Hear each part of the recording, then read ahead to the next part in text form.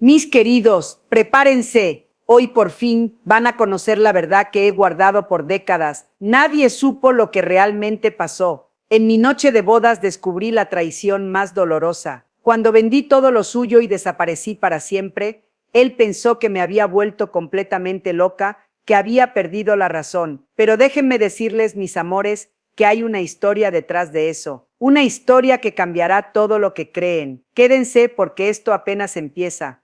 Mis queridos, después de contarles ese pedacito de mi alma que por tantos años guardé, necesito llevarlos de la mano, regresar en el tiempo hasta aquella época dorada cuando yo era una muchachita soñadora con el corazón en la palma de la mano, lista para entregarlo sin medida. Imagínense ustedes a una jovencita apenas saliendo de la adolescencia con los ojos llenos de estrellas y la cabeza llena de novelas románticas, viviendo en un México que, aunque ya no existe igual, se siente tan vivo en mis recuerdos.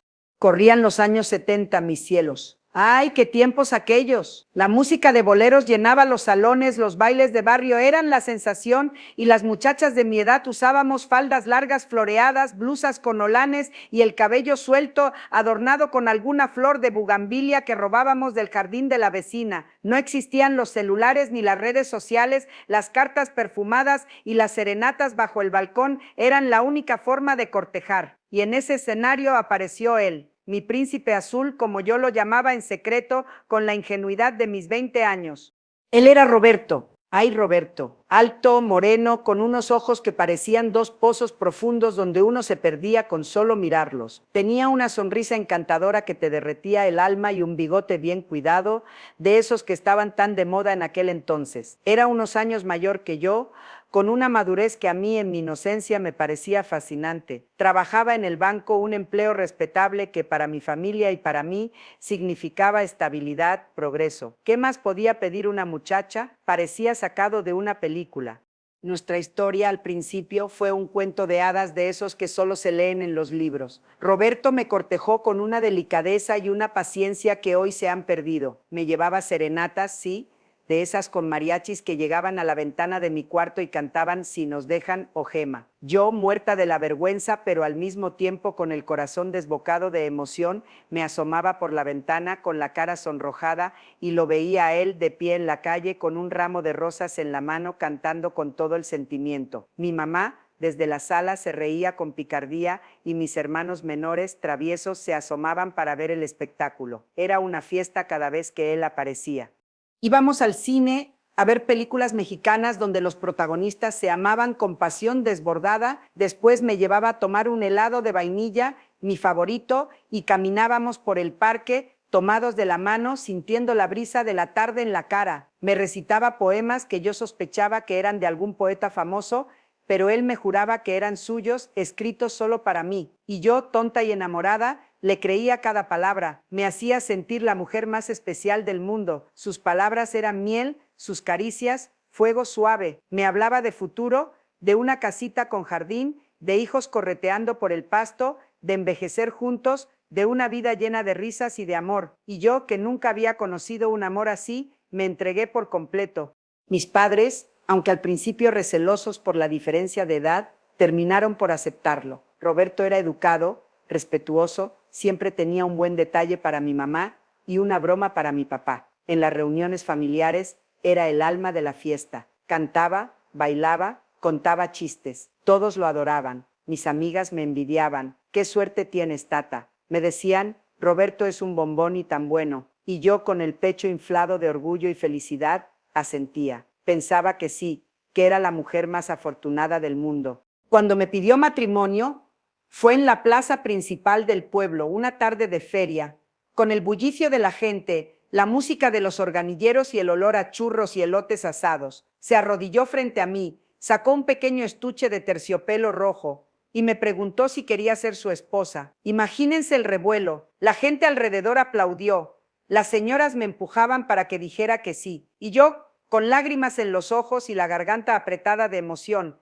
apenas pude susurrar. Sí, sí, 1000 veces sí. El anillo que me dio era sencillo, de oro blanco con una pequeña perla, pero para mí era el tesoro más grande del universo. Era la promesa de una vida juntos. Los preparativos de la boda fueron un torbellino de felicidad. Mi mamá y mis tías, todas emocionadas, se encargaron de cada detalle. Yo elegí un vestido blanco de encaje, con una cola larga y un velo bordado a mano. Era el vestido de mis sueños. Nos casamos en la iglesia del pueblo, con todas las campanas sonando a coro, y después tuvimos una fiesta en el salón social, con música en vivo, comida deliciosa y baile hasta el amanecer. Todo era risas, abrazos, buenos deseos. La gente del pueblo, nuestros amigos, nuestra familia, todos celebraban nuestro amor.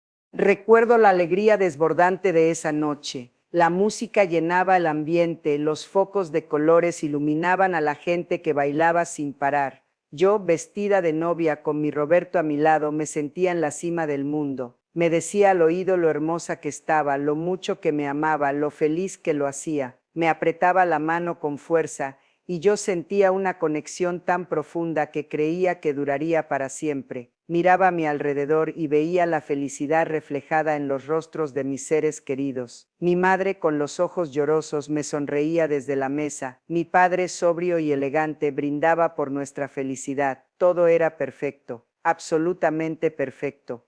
Y esa noche, mis queridos, esa noche que debía ser el inicio de mi felices para siempre, fue el escenario de la verdad más cruda y desgarradora. Pero eso ya se los conté. Lo que quiero que entiendan es el contraste, la inocencia con la que yo vivía, la fe ciega que tenía en ese hombre, en esa vida que me había prometido, la seguridad de que estaba construyendo mi futuro sobre cimientos firmes y de cristal. En mi mente, Roberto no tenía defectos. Era el hombre ideal, el compañero perfecto, el esposo soñado, sus modales, su forma de hablar, la manera en que me miraba, todo en él me parecía admirable. Y yo, ingenua, creía cada una de sus palabras, cada gesto de cariño. Si me decía que iba a trabajar hasta tarde, yo le creía. Si me decía que un cliente importante le había llamado a deshoras, yo lo entendía. Si había un gasto inesperado, yo confiaba en que era por algo necesario. ¿Cómo iba yo a dudar del hombre que me había traído serenatas, que me había prometido la luna y las estrellas, que había conquistado a mi familia y a mis amigos? Era impensable, era irreal. Mi amor por él era tan grande, tan absoluto, que eclipsaba cualquier posible sombra. Así era mi mundo, mis queridos. Un mundo pintado de color de rosa, donde las preocupaciones eran pequeñas y el amor lo podía todo. Un mundo donde creía haber encontrado a mi alma gemela, a la persona con la que compartiría el resto de mis días. Yo me veía como una heroína de novela, viviendo mi propio romance de película. Soñaba con la casa que decoraríamos juntos, con los hijos que tendríamos, con las cenas en familia, con los paseos por la playa al atardecer, con los años dorados de nuestra vejez, sentados en un porche, tomados de la mano, recordando nuestra hermosa vida juntos. El olor a pan recién horneado por la mañana, los discos de acetato girando en el tocadiscos con boleros de Javier Solís o Pedro Infante, las tardes de charlas con las vecinas mientras cosíamos o tejíamos, el bullicio de los mercados los sábados, todo eso era parte de mi felicidad, de ese cuento de hadas en el que vivía. Cada día era una nueva oportunidad para amar y ser amada, y yo lo vivía con una intensidad que ahora que lo veo en retrospectiva, me provoca una mezcla de ternura y una profunda tristeza. Ternura por esa joven inocente que fui y tristeza por la fragilidad de su felicidad.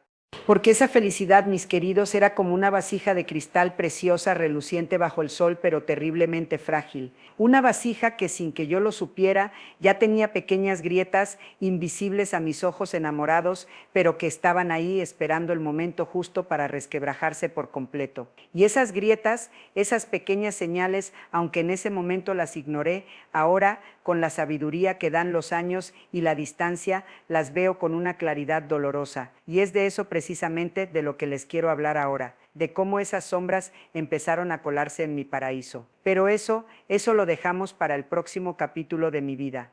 Ay, mis queridos, si tan solo la sabiduría llegara a tiempo y no como un golpe tardío que nos abofetea el alma. Ustedes me vieron en mis 20 como aquella muchachita ilusionada que creía que su vida era una película de amor de esas donde el príncipe azul siempre llegaba a tiempo y el felices para siempre era una garantía sellada con un beso, y lo era, lo juro, en mi mente ingenua y enamorada. Pero ahora, con este montón de años encima y la espalda más encorvada por las cargas que por el tiempo, miro hacia atrás y veo las grietas, veo las sombras que se alargaban sigilosas, los pequeños arañazos en el lienzo de mi paraíso que yo, ciega de amor y juventud, me negaba a reconocer. Eran como susurros, como una canción desafinada en medio de una orquesta perfecta, y mi corazón bobo y confiado elegía ignorarlos.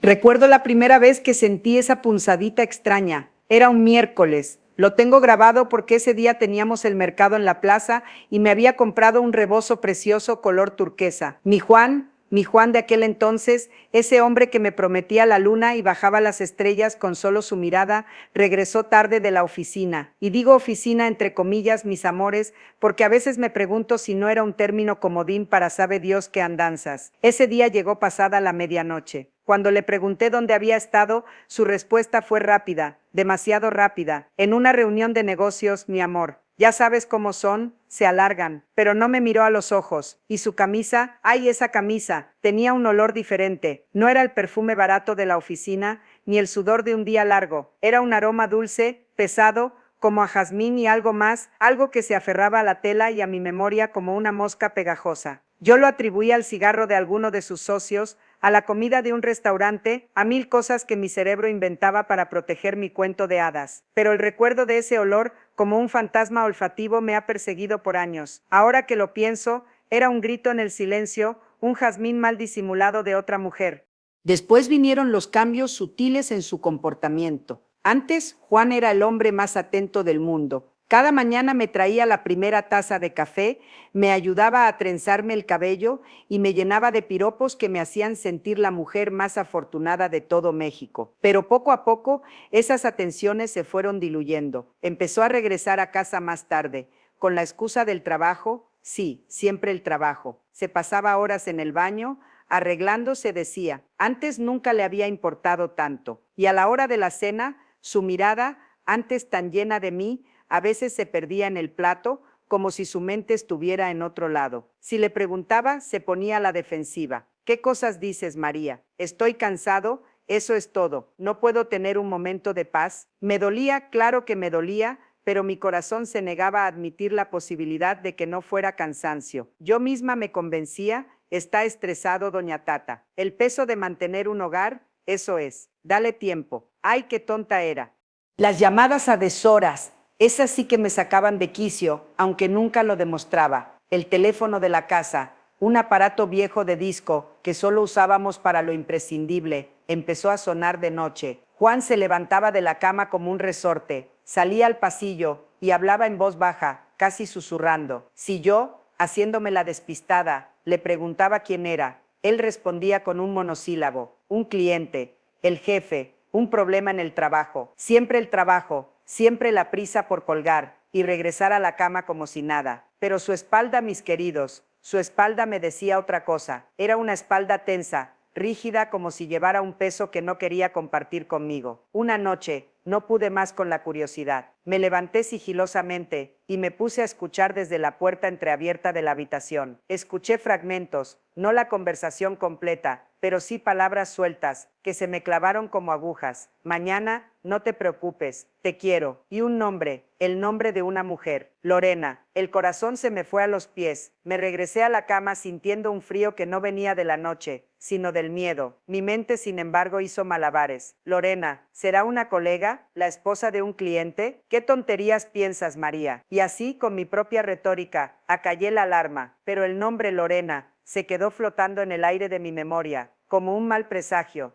Y luego, el dinero. Juan siempre había sido muy responsable con nuestras finanzas. Teníamos una libretita donde anotábamos cada gasto, cada ingreso. Sabíamos exactamente cuánto teníamos, cuánto podíamos gastar, pero de repente esa libretita empezó a tener números que no cuadraban. Faltaban cantidades importantes, y cuando le preguntaba, él se ponía irritable. Gastos del negocio, María. Ya te dije que estamos expandiéndonos, se necesita inversión. O una deuda que tenía que saldar, nada que te preocupe. ¿Pero qué deuda? ¿De qué inversión hablaba que no me había consultado? Antes todas las decisiones importantes las tomábamos juntos. Ahora era un muro de secretismo y evasivas. Una vez, revisando su cartera para ver si necesitaba coserle algo, encontré un recibo de una joyería fina. No era una tienda de barrio, mis amores, era de esas caras, del centro, donde vendían joyas de oro y diamantes. La fecha era de hacía un par de semanas. ¿Y el monto? El monto era para comprar varias de mis joyas más preciadas. Cuando le pregunté con la voz temblorosa, me dijo que era un regalo para su madre por su cumpleaños y que me había olvidado de decirle. Su madre, que vivía en un pueblo a cientos de kilómetros y que no habíamos visto en meses. Y si era para su madre,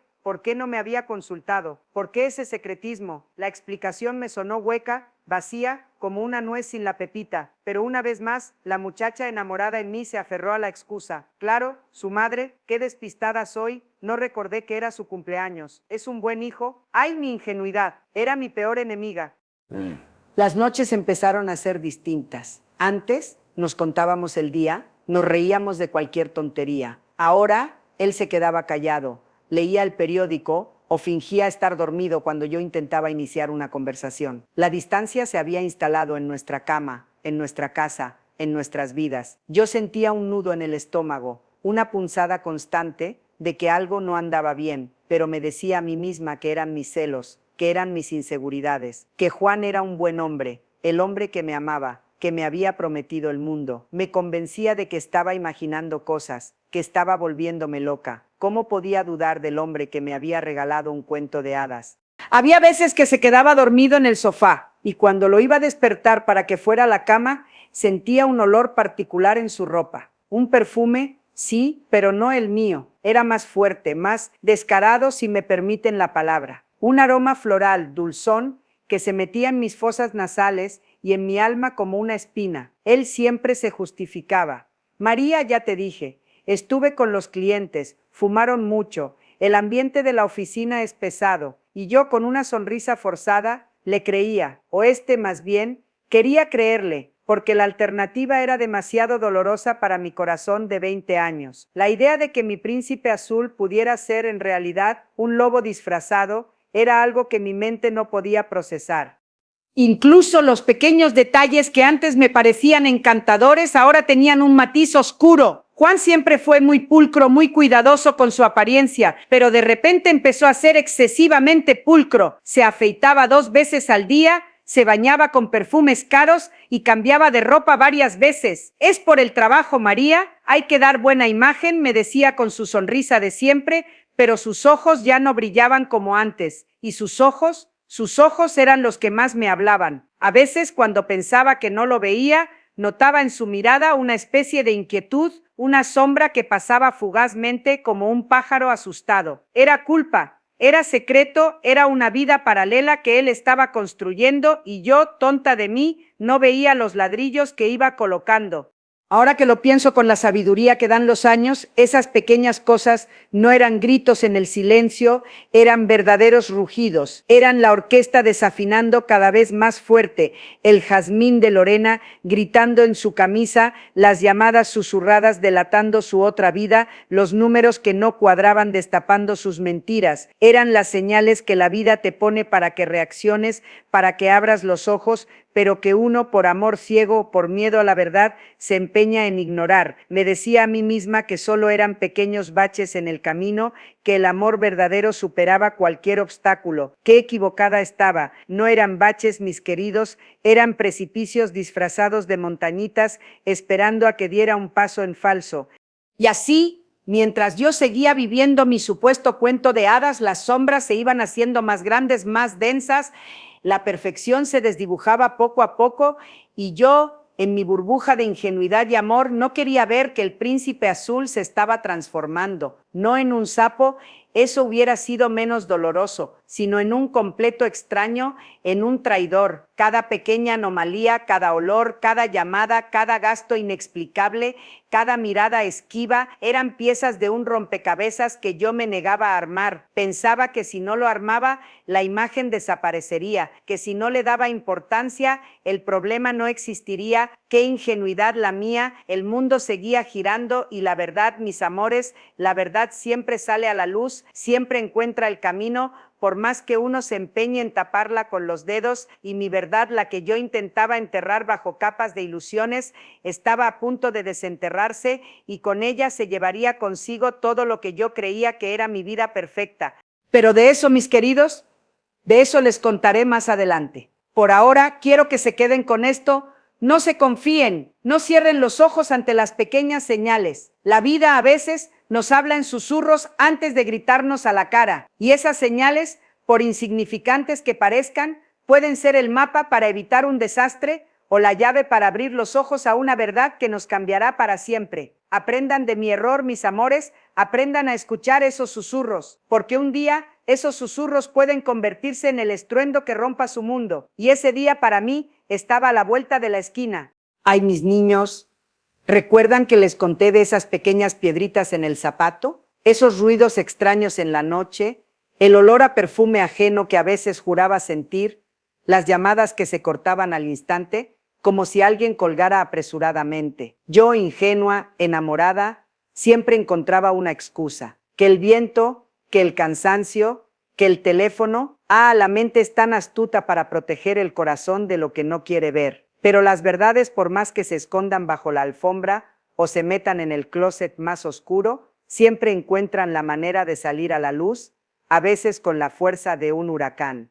Fue una tarde de martes, un día tan común y corriente que ahora me parece una burla del destino. Javier había salido temprano diciendo que tenía que ir a la capital por un asunto de negocios, de esos que lo mantenían ocupado hasta tarde. Yo me quedé en casa tejiendo un suéter para la sobrina de mi comadre, con la radio de fondo poniendo boleros que hablaban de amores imposibles. De repente me dio por limpiar el estudio de Javier, algo que él siempre decía que no tocara, que era su santuario de ideas. Pero esa tarde una mosca me picó, o quizás mi ángel guardián me dio un empujón.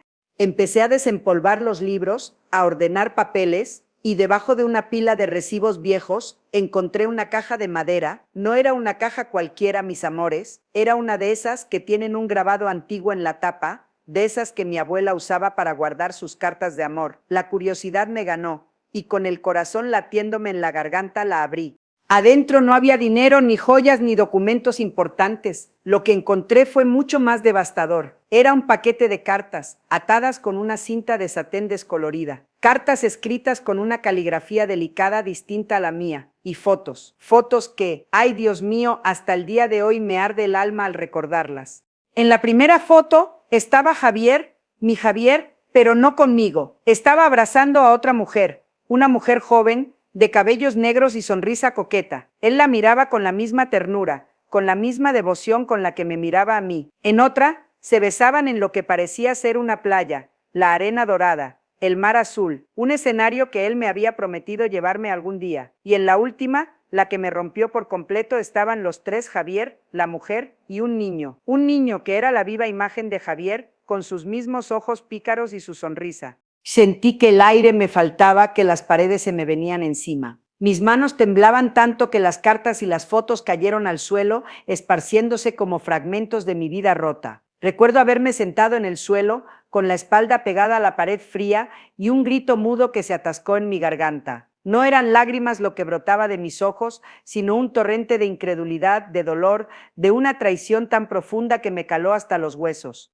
Levanté las cartas, una por una, con la esperanza estúpida de que mis ojos me estuvieran engañando, que todo fuera una pesadilla, pero las palabras eran claras, crueles. Mi amor, no veo la hora de que volvamos a estar juntos. Nuestro pequeño te extraña tanto, pensando en ti y en nuestra vida, mi esposo amado, mi esposo amado. Esa frase, mis queridos, me taladró el alma. Él no era mi esposo amado, él era su esposo amado. ¿Cómo era posible? ¿Cómo había sido tan ciega, tan tonta? Las señales, mis niños, las que les conté, se agolparon en mi mente como una avalancha. El olor a perfume que no era el mío, las llamadas misteriosas, los viajes de negocios que se hacían cada vez más frecuentes, los gastos que no cuadraban y que él siempre justificaba con historias complicadas de inversiones. Todo, absolutamente todo, encajaba ahora en un rompecabezas macabro que yo me había negado a armar. Mi corazón no solo se sentía roto, se sentía pisoteado, hecho pedazos. La imagen de Javier, el hombre con el que había compartido mi juventud, mis sueños, mis esperanzas, se desfiguró ante mis ojos. No era el príncipe azul de mi cuento de hadas, no era el hombre bueno y fiel que juró amarme hasta la eternidad. Era un extraño, un impostor, un mentiroso. Y el niño, ay, el niño, ese pequeño inocente que era la prueba irrefutable de la vida paralela que él había estado construyendo a mis espaldas. ¿Cuánto tiempo llevaba esto? ¿Años? ¿Desde cuándo se reía de mí en mi propia casa mientras yo le preparaba la cena y le planchaba la ropa? El asco me subió por la garganta, no solo era dolor, era una humillación insoportable. Me levanté del suelo como pude, mis piernas flaqueaban. Me miré al espejo del pasillo y no reconocí a la mujer que me devolvía la mirada. Tenía los ojos hinchados, el rostro pálido y una expresión de horror que nunca había visto en mí. Esa no era la Rosario alegre y llena de vida que se había casado con Javier. Esa era una sombra, una víctima. Y en ese preciso instante, algo se rompió dentro de mí, pero no de la forma en que uno se desmorona. Fue como si un dique cediera, y con la avalancha de dolor llegó una claridad helada, una lucidez brutal. La ingenuidad que me había acompañado toda mi vida, esa misma tarde murió, y en su lugar nació algo diferente, algo duro, afilado. Pensé en mi madre, en sus refranes sobre la dignidad y la fortaleza. Una mujer, mi niña, puede doblarse, pero nunca romperse, y si se rompe, lo hace con tal fuerza que es capaz de partir una montaña. Sus palabras resonaron en mi cabeza. ¿Iba yo a permitir que este hombre me destruyera? ¿Iba a quedarme sentada, llorando sobre las ruinas de una mentira? La rabia, una rabia que nunca había sentido, empezó a hervir en mis venas. No era la rabia ciega que te hace gritar y golpear. Era una rabia fría, calculadora, una que te congela las lágrimas y te aclara la mente. Mi corazón dolía, sí, pero mi cerebro empezó a trabajar a 1000 por hora. Tenía que hacer algo, tenía que protegerme y sobre todo tenía que hacerle pagar. Esa noche cuando Javier regresó, lo hizo con su sonrisa de siempre, con su beso de siempre, con su mi amor te extrañé de siempre, y yo, mis queridos, actué la parte de la esposa enamorada, aunque por dentro sentía que mi alma se había congelado. Lo miré y en sus ojos ya no veía amor, sino la falsedad más grande que había conocido. No le dije nada, no le reclamé, no derramé una sola lágrima delante de él. Porque en ese momento entendí que las lágrimas no cambiarían nada. La verdad ya estaba ahí, desnuda y brutal, y que mi respuesta no sería un arrebato de dolor, sino una acción silenciosa, metódica, que le devolvería el golpe con la misma fuerza, pero con mucha más inteligencia.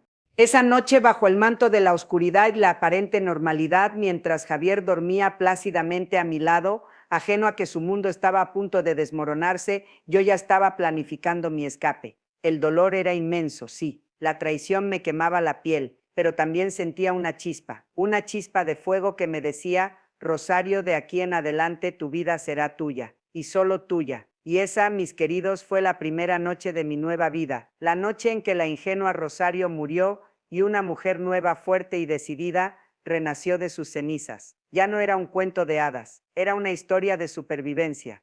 Mis queridos, después de contarles ese momento tan doloroso, tan desgarrador en el que mi mundo se hizo añicos, es importante que sepan lo que sucedió después. No quiero que piensen que soy una mujer débil o que me quedé ahí llorando y lamentándome por lo que había pasado. Ay, no, mis cielos, doña Tata podrá ser mayor, pero mi espíritu siempre ha sido de guerrera, aunque a veces en la juventud uno tarda en encontrar esa fuerza. Recuerdo la escena como si fuera ayer, las fotografías, esas pruebas irrefutables esparcidas por el suelo de la recámara de hotel, el vestido de novia que aún colgaba de la puerta blanco, inmaculado, burlándose de mi inocencia, y yo ahí, arrodillada, con la garganta apretada por un grito que no lograba salir. Era un dolor físico, una quemazón en el pecho que me robaba el aliento. Mi cabeza no paraba de dar vueltas, mi estómago revuelto como si hubiera comido vidrio. No era solo la traición de Ricardo, el hombre con el que acababa de casarme, no, era la traición a mí misma, la ceguera, la ingenuidad, el haber entregado mi corazón y mi futuro a una farsa tan bien construida.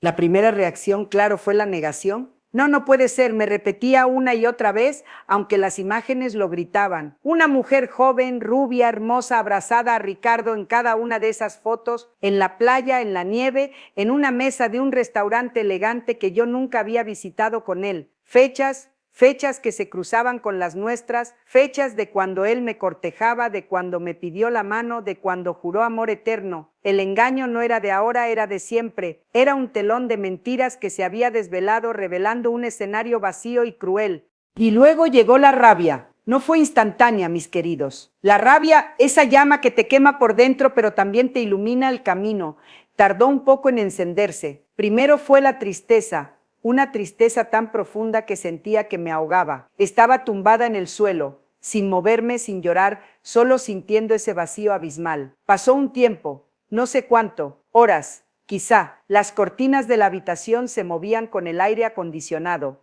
y la luz de la mañana empezaba a filtrarse, tiñendo de gris mi desolación. En ese momento, mis ojos se posaron en mi maleta abierta con la ropa que había empacado para la luna de miel, un camisón de seda que mi madre me había regalado pensando en la felicidad de su hija. Y ahí fue, un flash, una idea, una pregunta que resonó en mi mente. ¿Voy a permitir que este hombre me destruya? ¿Voy a dejar que mi vida se reduzca a este dolor, a esta humillación? Y la respuesta, mis queridos, fue un rotundo no. Fue como si algo dentro de mí se rompiera para dar paso a algo nuevo. Una voz que me decía: levántate, Marcela, esto no te define, esto no es tu fin, es tu principio. Y me levanté, con las piernas temblorosas, con el corazón aún oprimido, pero me puse de pie. Miré mi reflejo en el espejo del baño, mis ojos hinchados, mi cara pálida. No era la Marcela que había soñado con un futuro de cuento de hadas. Era otra, era una mujer herida, sí, pero también era una mujer que se negaba a ser una víctima. La rabia, esa furia fría que les digo, comenzó a hervir lentamente. No era una rabia de gritos y llantos, no, era una rabia silenciosa, calculadora, una rabia que me decía: él te subestimó, él pensó que eras una tonta fácil de manipular, pero te equivocas, Ricardo, te equivocaste. Mi mente, que hasta hace unas horas estaba en un torbellino de dolor, comenzó a trabajar. Mis pensamientos se organizaron, se volvieron claros, casi quirúrgicos. ¿Qué tengo? ¿Qué necesito? ¿Qué puedo hacer? Esas fueron las preguntas que me formulé. Miré el anillo de bodas en mi dedo, un diamante brillante, costoso, que ahora me quemaba la piel. Me lo quité y lo tiré con desprecio sobre la cama. Me duché no para sentirme mejor, sino para lavarme la sensación de traición de mi piel. El agua fría me ayudó a pensar con más claridad. Cuando salí, empecé a empacar, no con desesperación, sino con una calma que me sorprendió a mí misma. Cada prenda que doblaba, cada objeto que guardaba, era un paso más lejos de la vida que había imaginado con Ricardo. Mis cosas, solo mis cosas. El equipaje ligero era una metáfora, sin saberlo entonces, de la ligereza que buscaría en mi nueva vida. No quería cargar con el peso de su traición. Mientras empacaba, mi vista se posó en un pequeño joyero de plata que mi abuela me había regalado. Dentro tenía algunas monedas de oro antiguas, un regalo de mi padre cuando cumplí los 15. Eran mi pequeño tesoro guardado para una emergencia. Y esta, mis queridos, era la emergencia más grande de mi vida. Ahí estaba la primera pieza del rompecabezas. Dinero. No mucho, pero suficiente para un inicio. Luego, ¿a dónde ir? ¿Volver a casa de mis padres? Con la vergüenza, con el corazón roto, con la noticia de un matrimonio que apenas había durado unas horas? No, mi orgullo, ese que había estado adormecido por la ilusión del amor, me lo impedía. Mis padres me amarían y me apoyarían, lo sé, pero yo necesitaba demostrarme a mí misma y al mundo que no estaba rota, que podía valerme por mí misma. México es grande, mis amores, grande y lleno de oportunidades para quien sabe buscarlas. Había escuchado historias de mujeres que se aventuraban a otras ciudades, a empezar de cero, ciudades donde nadie las conocía, donde su pasado no las seguiría. Y en ese momento esa idea me pareció la más atractiva. Guadalajara. Sí, Guadalajara. Había una tía abuela lejana, hermana de mi abuelo materno, que vivía allí, una mujer fuerte, de carácter, que siempre me había parecido fascinante. Nunca la visité, pero recordaba su casa, su dirección, de unas cartas que se enviaban con mi abuela. Era un punto de partida, una chispa de esperanza en la oscuridad. El plan comenzó a tomar forma en mi cabeza. Lo primero, no confrontarlo. ¿Para qué? ¿Para darle la oportunidad de mentir de nuevo? ¿De manipularme con palabras bonitas? No, Ricardo no merecía mis lágrimas ni mis explicaciones. Él se había cavado su propia tumba, y yo no iba a ser la pala. Mi silencio, mi ausencia, serían mi respuesta. Mi mayor venganza, pensaba, sería mi propia felicidad. Pero para eso necesitaba un plan. Necesitaba desaparecer. Necesitaba que él se preguntara dónde estaba, qué había pasado sin encontrar respuestas. Quería que la incertidumbre lo carcomiera, aunque fuera un poquito, como a mí me había carcomido su mentira. No iba a dejarle una nota ni una explicación, solo un vacío, una silla vacía en el desayuno, una cama fría, un rastro borrado. Tomé mi monedero y conté el dinero, los pesos que me quedaban de mi sueldo de maestra de primaria, más el tesoro de mi abuela. Era limitado, pero con eso podía comprar un boleto de autobús a Guadalajara. Y en cuanto a las pertenencias de Ricardo que estaban en la suite, su ropa, sus joyas, sus papeles, los miré. Un pensamiento cruzó mi mente. ¿Dejarlos? ¿Llevármelos? Una idea más osada, más audaz, comenzó a gestarse. No, no los iba a dejar. Mis queridos, la Marcela ingenua y romántica había muerto en esa habitación de hotel. Había nacido una Marcela con cicatrices, sí, pero también con una determinación de acero. Una mujer que había aprendido a la mala que la bondad y la confianza no siempre eran correspondidas. Y esa mujer estaba lista para luchar, no con golpes, sino con inteligencia y astucia. Recordé lo que mi padre siempre decía: en esta vida, hija, hay que saber cuándo apretar el puño y cuándo soltarlo, y cuando sueltes que sea para volar más alto. Y yo iba a volar, mis amores, iba a volar lejos de esa farsa, lejos de ese hombre que me había roto el corazón, pero no sin antes dejarle un pequeño recordatorio de que no todas las mujeres se quedan esperando el regreso del príncipe. La decisión estaba tomada, ya no había lágrimas, solo una llama fría pero intensa que me impulsaba, una llama de supervivencia, de autorrespeto, de empoderamiento. Yo era la arquitecta de mi propio destino y nadie, absolutamente nadie, iba a robarme esa verdad de nuevo. Me miré al espejo una última vez. No era la novia feliz, era la guerrera, y la guerrera, mis cielos, estaba lista para la batalla de su vida. Mis queridos, este fue el momento en que mi tristeza se transformó en pura gasolina para mi espíritu. ¿Ustedes han sentido alguna vez esa transformación? Ese instante en que el dolor más profundo se convierte en una fuerza imparable para seguir adelante. Cuéntenmelo en los comentarios. Me encantaría leer sus experiencias, porque, créanme, no es fácil, pero es posible. Y lo que les voy a contar a continuación demuestra que es más que posible, es necesario para nuestra alma. Mis queridos, después de esa noche en que mi corazón se hizo trizas y mi mundo se vino abajo, algo se encendió dentro de mí, una llama que no era de dolor, sino de una rabia fría, calculada como el acero de una navaja. Me negué a ser la víctima, la mujer deshecha que él esperaba ver. No, mis niños, el cuento de hadas había terminado y era hora de que yo escribiera el mío, pero con un final que nadie hubiera imaginado.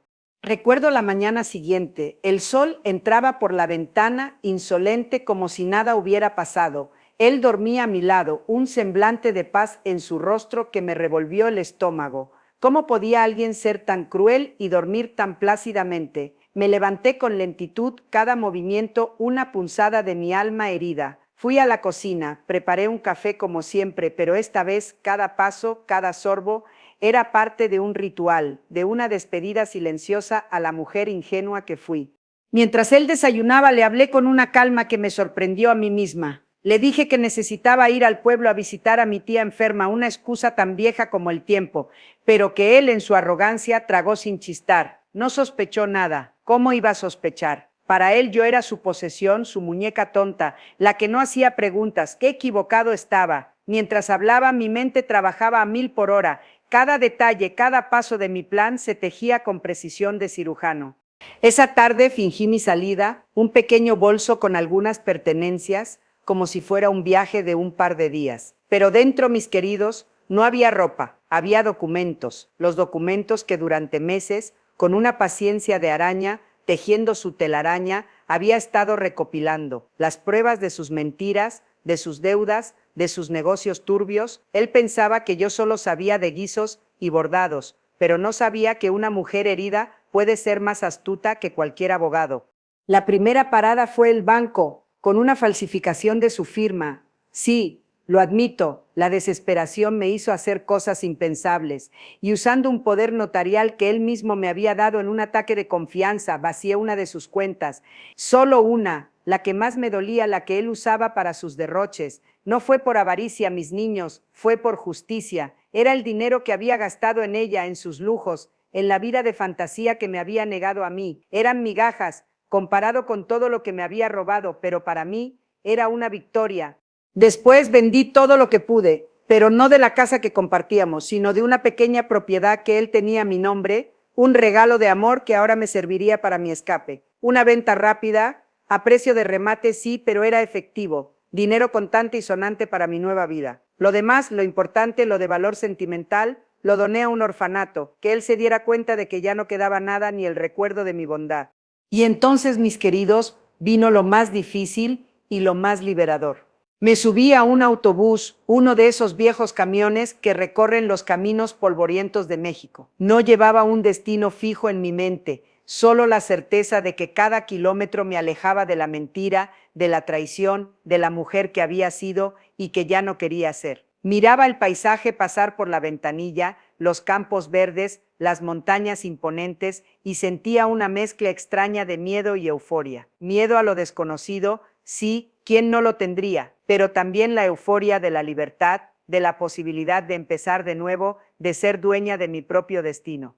Llegué a un pequeño pueblo en la costa, lejos de todo lo que conocía, un lugar donde el sonido de las olas ahogaba los ecos de mi pasado. Me cambié el nombre, solo un poco, lo suficiente para que nadie me reconociera. De María pasé a ser Mar, sencillo, ¿verdad? Pero significó todo. Era un nuevo comienzo. Los primeros meses fueron duros, no les voy a mentir. La soledad pesaba, la incertidumbre, el miedo a que él me encontrara. Pero me negué a rendirme. Encontré un pequeño trabajo lavando ropa y cosiendo en una fonda. Mis manos, antes delicadas, se endurecieron. Mi piel se curtió bajo el sol. Pero cada cicatriz era un recordatorio de mi fortaleza. Aprendí a hacer tortillas, a vender pescado fresco en el mercado, a regatear, a sobrevivir con lo poco que tenía. Y en cada esfuerzo, en cada gota de sudor, sentía que recuperaba un pedazo de mí misma.